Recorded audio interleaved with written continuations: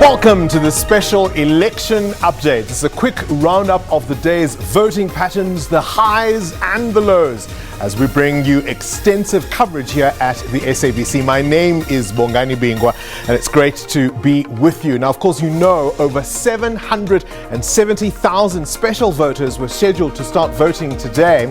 That will continue, of course, tomorrow. These include the elderly, people with disabilities, security personnel, and those voting at a number of stations abroad. Archbishop Emeritus Desmond Tutu cast his vote, as did arguably the oldest South African citizen, 114-year-old Fepase Mkhatshwa. That was, of course, in Bushbuck Ridge.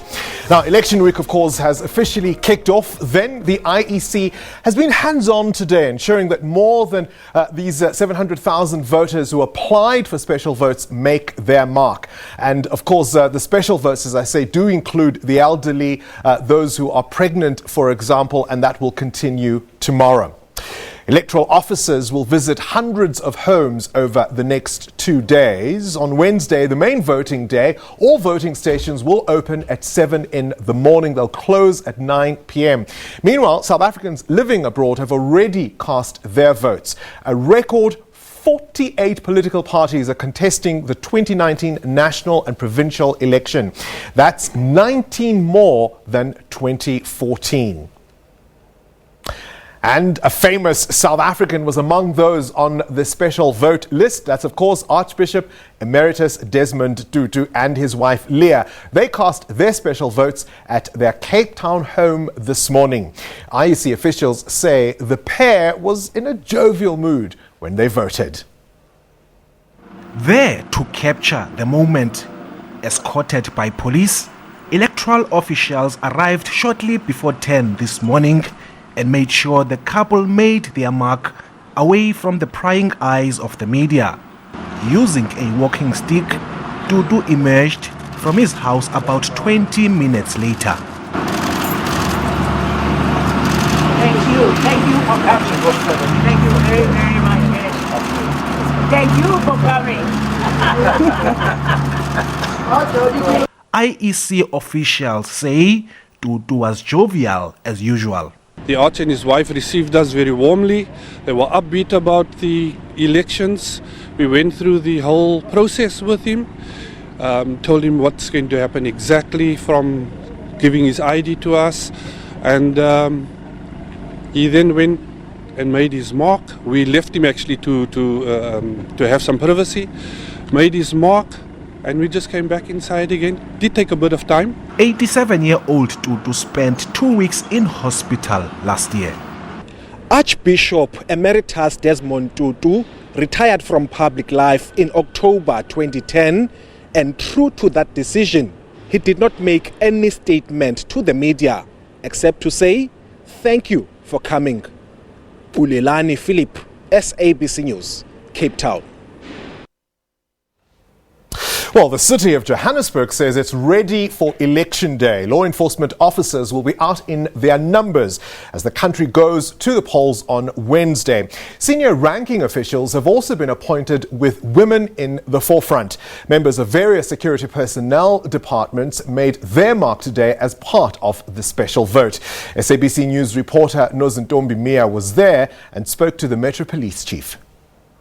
We are here at the Johannesburg Metro Police Department's headquarters in Martindale in Johannesburg. And this is where about 26 female inspectors have just been inducted, as well as about 8 male inspectors have been inducted. And you'll recall that the JMPD has a deployment plan for the elections to make sure that voters going in to cast their vote on the 8th of May are kept safe and are made sure that everything is going correctly and by the book. And to talk to us a little bit more about this is the JMPD Chief, Mr. David Tembe. Thank you so much for joining me. Let's talk about the most important thing that's going to happen this week, the elections. What are your deployment plans for these year's elections? Our deployment plan is that we must ensure that members of the public are safe, going to go and vote with no fear of anything, because we will be there.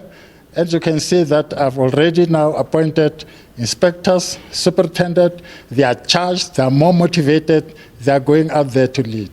And just talk to us a little bit more about some of the plans, which are some of the key areas that you'll be focusing on, such as hotspot areas.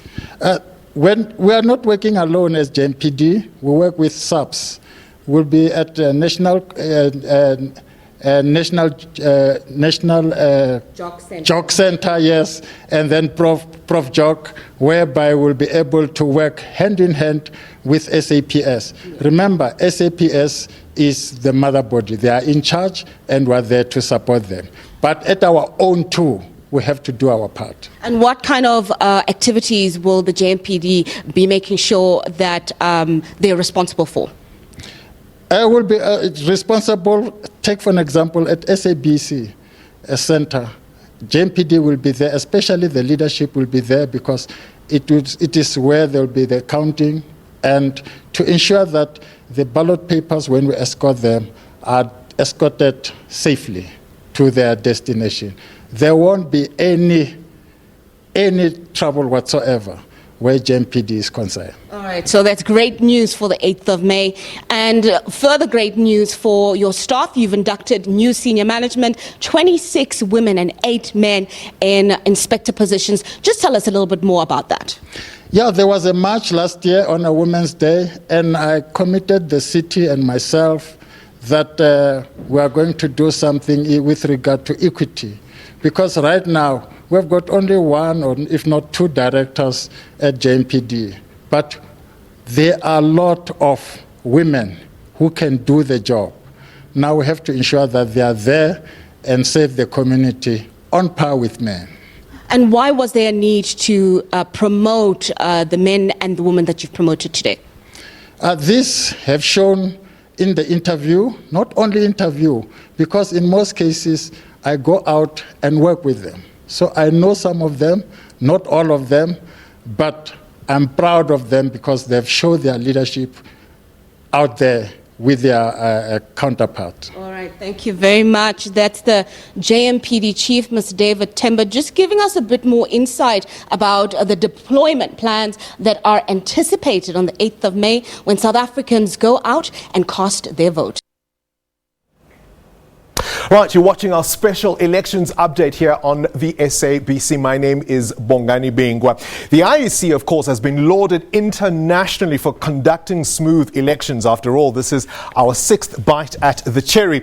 We now go, of course, to our Heartbeat Center in Pretoria, speaking to Dr. Dirk Kotze, who is, of course, an analyst with UNISA. A very good evening to you. As I say, this is our 6th general election since 1994. But, of course, it being the first day for special voting, you would expect a few niggles here and there.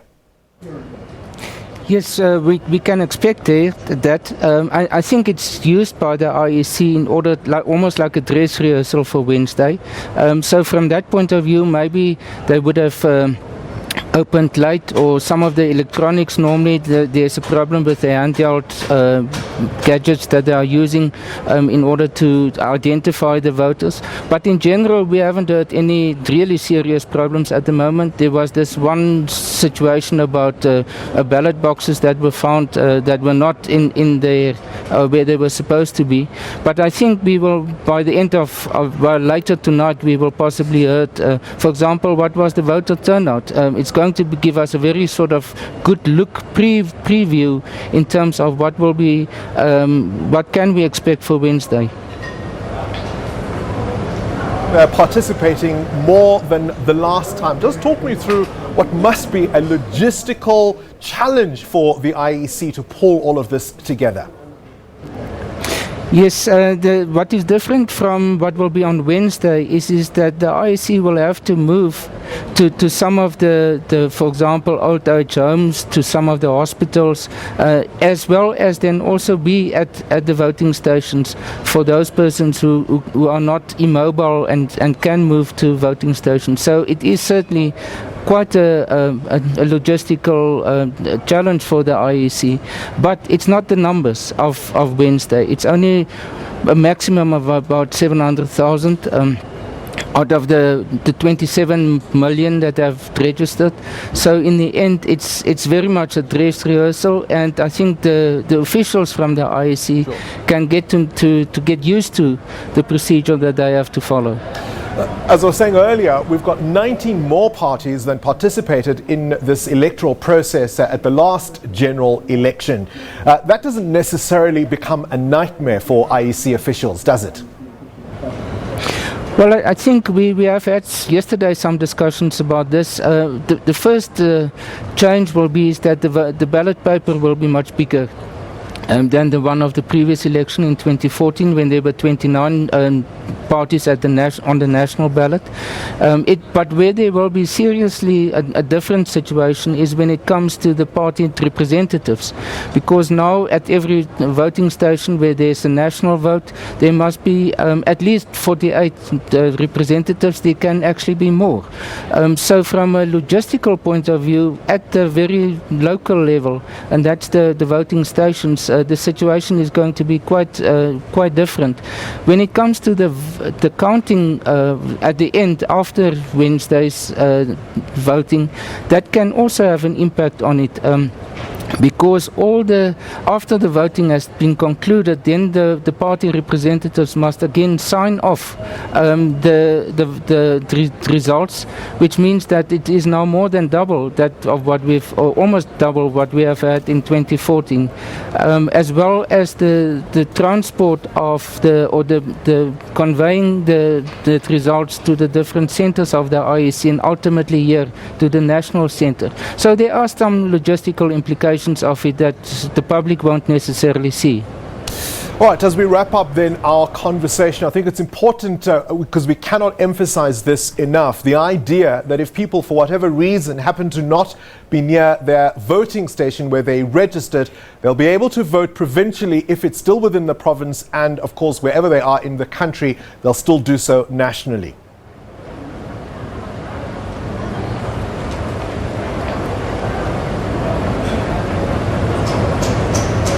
Dr. Kotze, are you able to hear me?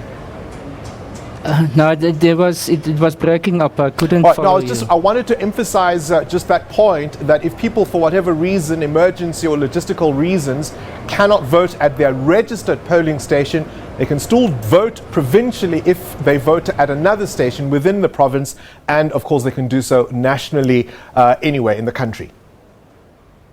Yes, that is so. That's very different from local government elections, where that is not possible, because there you have to vote within the ward where you are registered. But in this case, because it is at a higher level of government and the legislatures, therefore it is possible, as you explained. All right, we'll leave it there. Dr. Dirk Kutzer, thank you very much for your time. Dr. Kutzer, of course, at our Operations Centre in Pretoria. You're watching this special elections update here on the SABC. We've got more for you after this quick break.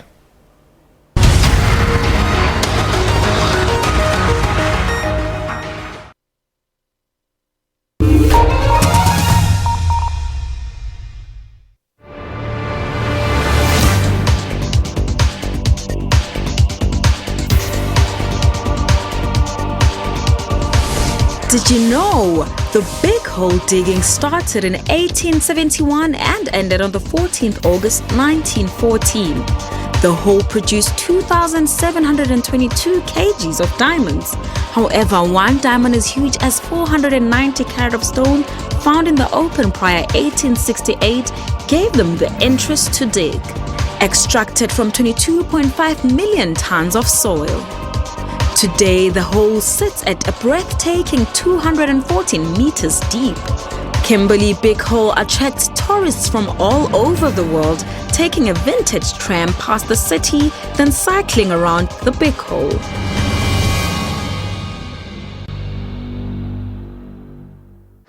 Today, it's one of the greatest days at Manamani Primary School. We are very much happy. You can see all the learners here. Today, they are so much happy to receive these toilets today.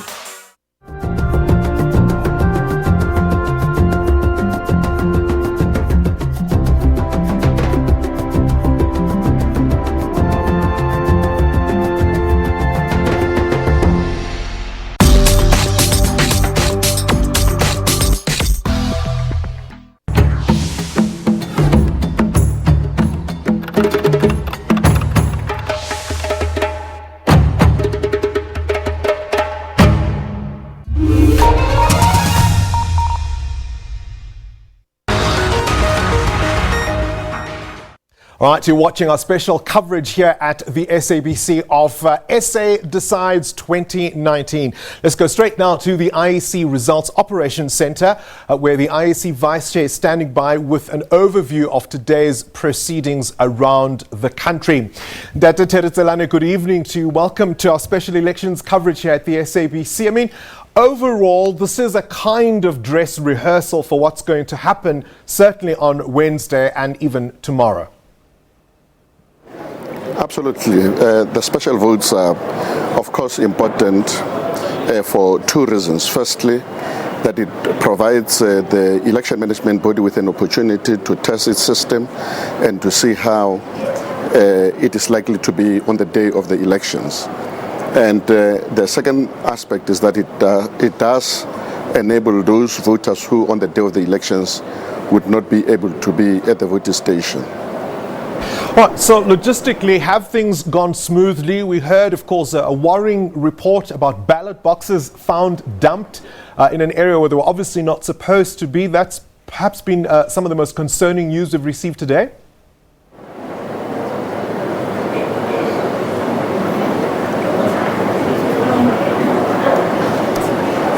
Dr. Telane, are you able to hear me? Are you able to hear me? Right, we seem to be having a communication problem there, trying to get back to Pretoria as soon as we can. And perhaps whilst we get that ready and sort out our audio, we will try and tell you about what's happening in Butterworth. The business sector there in the Eastern Cape has called on any political party that will assume power after the elections to hit the ground running with revitalizing factories and aging infrastructure in the town. The sector says the economic demise of Butterworth in the Mngxuma municipality is chasing away potential investors. The area has suffered from high levels of unemployment since the closure of these factories in the early 90s. Here's a special package. These factories were a major source of employment for locals, but now they are in a dilapidated state and gathering dust. The business sector believes their revitalization would change the fortunes of the town. We would like to have more funds to address the water crisis, because the dam is too small. It needs to be expanded to assist with economic growth, revitalization of the current factories and the old dilapidated factories, and the traffic congestion as well. The provincial government says the revitalization of these industries is in the pipeline. In the province, we do have our own stimulus package, that 1.1 billion. As we speak, we've got about 339 million available for this financial year, and then the other 300 million plus in the next and the outer years. So that's exactly what we're talking about. The purpose is to really get people coming here, open these factories. However, locals are not happy with service delivery in the area. The government must assist us with water, better roads and sanitation. We are not pleased with the state of our affairs in this municipality.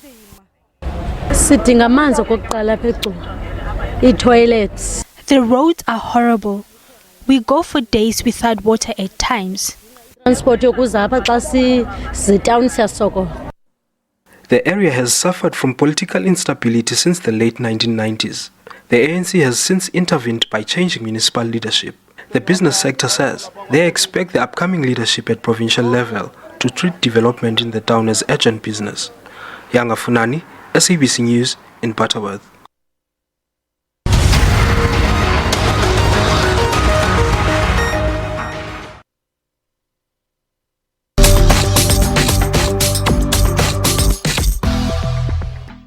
Hello, I'm Nana, and I want to tell you a bit about Economics Unbound. It is a live studio current affairs program that brings an understanding of the economy, how it operates, and how it is managed. The show seeks to include ordinary South Africans in purposeful and well-informed discussions about the economy. The whole corruption and having to pay people to get businesses, it's like killing our businesses. While providing them with enough information to make better economic and financial decisions. And we need to start thinking of new ways of creating new structures that are relevant at the time. Through this program, audiences can look forward to 30 minutes of deep and tough questioning on the issues of the week. Why do you think that our economy lends itself to such collusive behavior and such concentration of monopolies in key sectors?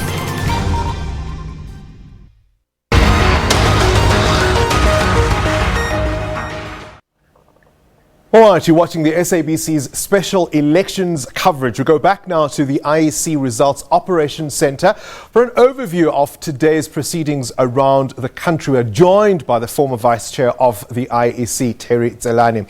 Good evening to you once again. Hopefully our sound has been sorted and we can hear each other. We were talking just before we broke off that, today's a kind of dress rehearsal for what's really going to be coming on Wednesday.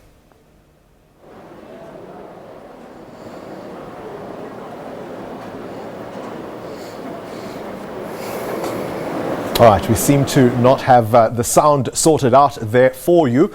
We've been, of course, giving you extensive coverage of what's happened around the country as far as our coverage is concerned. It does seem that that link is back up. Dada Tselane, I don't know if you can hear me now.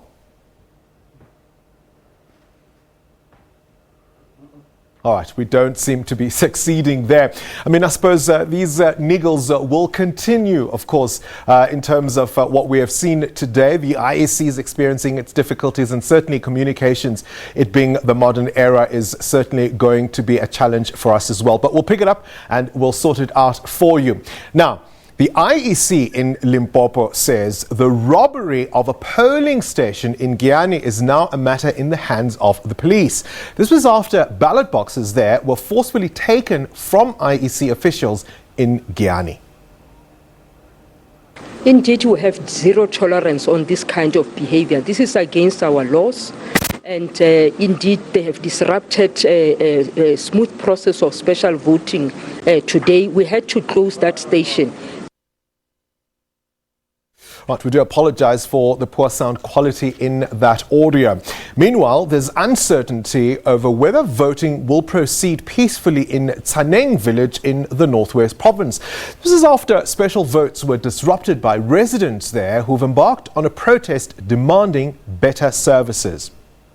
The only voting station remained closed and learners were barred from going to school. The residents have brought the community to a virtual standstill, compromising all plans for special voting in the area. And they're adamant that no voting will take place if their demands are not met. There's also been pre-election protests in Pilgrim's Rest in Mpumalanga province. Residents there say they will not vote if the service delivery complaints they have are not addressed. The frustrated residents clashed with police. The standoff stems from their complaints of broken promises. They claim government had committed to address their service delivery issues, but nothing has happened since that undertaking. We won't vote. That's why we closed the roads, so that the government can come to us, since it has promised things like unemployment, IDP, RDP houses.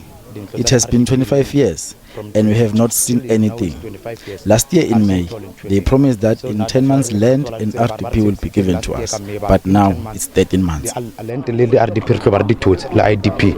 now it's 13 months. This part of the country is a classic example of the shrinking economy. The ripple effects are felt here with the high rate of unemployment. Infrastructure is also been falling apart. They must come on board and assist us in terms of reopening of the mine. We got a problem.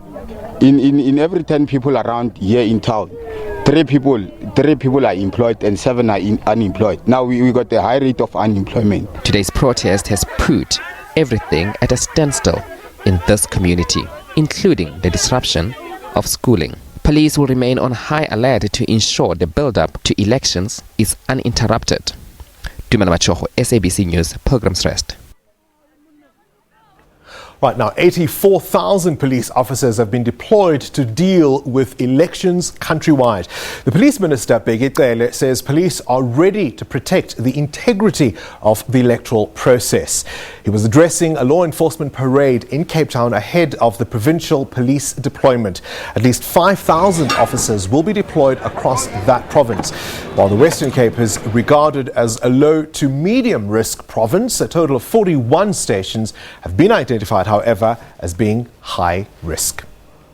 All indications tell us that all provinces are ready and fine. There will be 2 provinces, though they are ready but they remain high risk. That will be KZN and your Northwest. Here will be few stations, voting stations 41 that are high risk. That does not make the province as a whole a high risk. We have already deployed the police, as we have said, 2 on the low, 4 on the medium, and 6. But we have the reserve. For instance, we have invited more than 400 reservists to be part of that. SNDF has been allowed by the president to be part of these elections, kept on their bases. If necessary, they are called. So we are very satisfied that we are ready for elections. All right, Police Minister Begitele, they're telling us the police are ready. Are you ready to make your mark in this election? That concludes then our special half-an-hour elections update here on the SABC. We'll be tracking the major developments of the day for the entire week between 5:30 and 6. Stay watching SABC. We've got extensive coverage from around the country. This has to be your station of choice. From me, Bongani Bingwa, until tomorrow, ubusuku benzolo. Good night.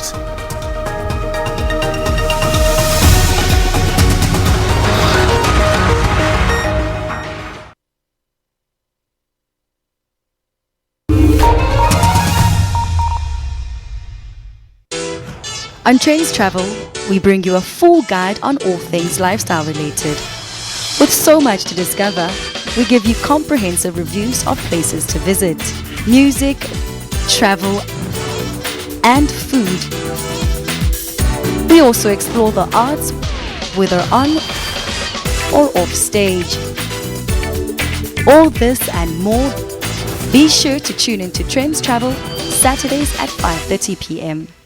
The SABC News mobile app is your one-stop digital portal to all the news you need. Stay connected with the latest in breaking news. Watch the SABC News channel along with clips and live streams of all the big news events. And listen to all the SABC News radio stations live, including podcasts and much more. Simply download the SABC News app to your Android or iOS device from either the Play Store or the App Store. SABC News, independent, impartial.